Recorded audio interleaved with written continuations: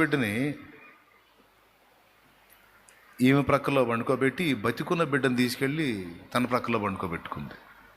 అది ప్రాబ్లం. అర్థమైందా? కన్న తల్లికి తెలుసుగా తన బిడ్డ ఎవరో. లెగి చూస్తే చచ్చిన బిడ్డ తన ప్రక్కలో ఉంది. ఈ బిడ్డ నాది కాదు, ఆమెది, నా బిడ్డ అక్కడ ఉంది. అది గొడవ.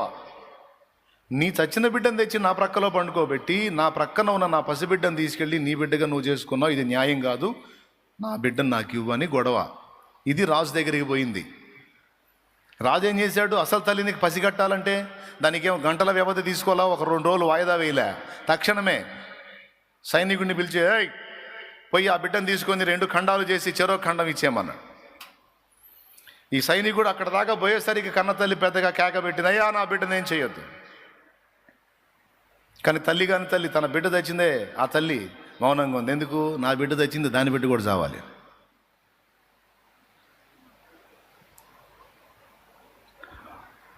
ప్రియులారా, అప్పుడు సొలొమోను అన్నాడు, ఆ సైనికుడు దాగు, పక్కకు పో, నా బిడ్డను బ్రతకనిమ్ము అన్నదే ఆమెయే వాని తల్లి, వానికి ఇచ్చేయమన్నాడు.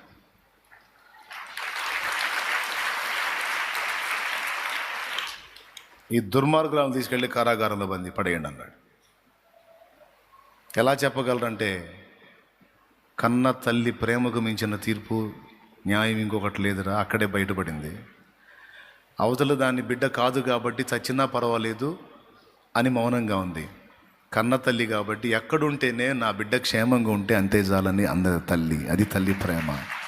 తల్లి ప్రేమకు మించిన సాక్ష్యం ఇంకొకటి లేదు.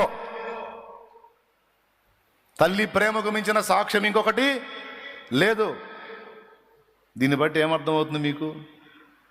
అంత సులభంగా, అంత ఈజీగా, అంత పెద్ద సమస్యని తృణప్రాయంగా డీల్ చేయగలిగాడంటే అది సామాన్యమైనదా? 318 మందిని వెంటేసుకొని పోయి 4 రాజుల్ని తన్ని లోతుని అతను కలిగిన సమస్తాన్ని తీసుకొచ్చి సొదొమలో పడేశాడంటే ఏం జ్ఞానం అది? దేవుడిచ్చిన జ్ఞానం. రాత్రి వేళ వెళ్ళి మొనలు తీర్చి, మరి 4 రాజుల సైన్యం అంటే కనీసం 20,000 మంది పైన ఉంటారండి. అబ్రహాం వెంటేసుకొని పోయింది 318 మందిని. 20,000 ఎక్కడ, 318 మంది ఎక్కడ? వ్యూహం రచన చేసి వాళ్ళ ఎదుర ఏ విధంగా దెబ్బ కొడితే వాళ్ళు భయపడి పారిపోతారో ఆ విధంగా ప్లాన్ ప్రకారం సిద్ధం చేసి కొడితే 4 రాజులు పరారు.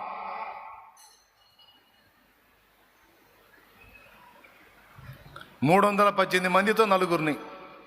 గిద్యోను అయితే 300 మందితో మిద్యానీయులు మొత్తాన్ని ఉరికిచ్చాడు. ఏమి లేదు, కాగడా కొండ. మరీ దారుణం ఇదైతే. వీళ్ళు కత్తులు బట్టి యుద్ధాలు కూడా చేయలే. కాగడా, దాన్ని మూసిన కొండ. నేను చెప్పినప్పుడు కుండల పగల కొట్టండి అన్నాడు, అంతే. యెహోవా ఖడ్గము గిద్యోను ఖడ్గం అని కేకలు వేస్తే కొట్టండి అన్నాడు, అంతే. ఇక పరిగెత్తరు మిద్యానీయులు. వామ్మో, వచ్చి పడ్డారా గిద్యోను సైన్యం అని.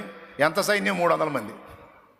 వాళ్ళు వేల జనులు చస్తా బతుకుతా పరిగెత్తారు. జయం గిద్యోనుదయింది. చస్తా బతుకుతా పరిగెత్తారు, విజయము అబ్రహాముదయింది. పెద్ద వివాదం, దేవుడిచ్చిన చిన్న వివేకం, కథం, న్యాయం జరిగింది. ఇదంతా కూడా ఎందుకు చెప్తున్నానంటే, సూక్ష్మగ్రాహ్యత. ఒక సమస్యను డీల్ చేయడానికి అసలు కీలకాన్ని కనిపెట్టాలి, మూలాన్ని కనిపెట్టాలి.